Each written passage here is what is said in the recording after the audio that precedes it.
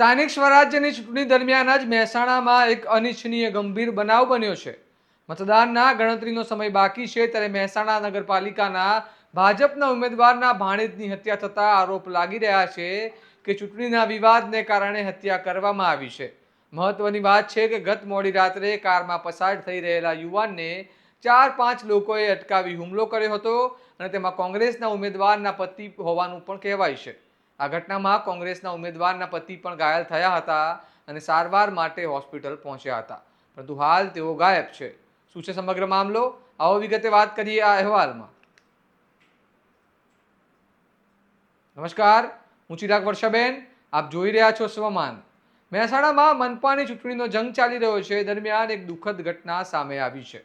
ગતરોજ ભાજપના ઉમેદવાર મહેન્દ્ર ચૌધરીના ભાણેજ મિતેન ચૌધરી કારમાં જઈ રહ્યા હતા. દરમિયાન માનવ આશ્રમ ચોકડીથી તાવડિયા જતા રસ્તા પર તેમની કાર અટકાવી 4-5 લોકો દ્વારા હુમલો કરવામાં આવ્યો હતો અને આ હુમલામાં સામા પક્ષે કોંગ્રેસ ઉમેદવાર નીલાબેન ચૌધરીના પતિ પણ ઈજાગ્રસ્ત થયા હતા, પરંતુ સારવાર દરમિયાન જ તેઓ ગાયબ થઈ ગયાની ચર્ચા ચાલી રહી છે.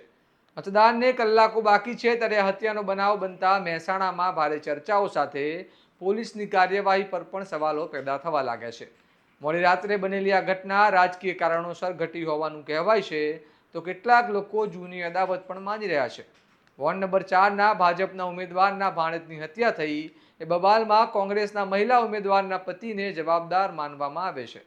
આ ઘટનાને પગલે વધુ કોઈ અનિચ્છનીય બનાવ ન બને માટે પોલીસે મૃતક મિતેન ચૌધરીની અંતિમ યાત્રા દરમિયાન પણ ભારે બંદોબસ્ત ગોઠવી દીધો હતો.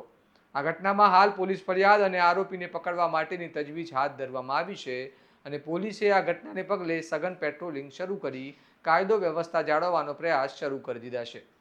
આ મામલે તમારું શું માનવું છે અમને કમેન્ટમાં જણાવો અને આ પ્રકારના વિશ્લેષણાત્મક અહેવાલ માટે તમારા સ્વમાનને લાઇક, શેર અને સબસ્ક્રાઇબ કરવાનું ભૂલતા નહીં. નમસ્કાર.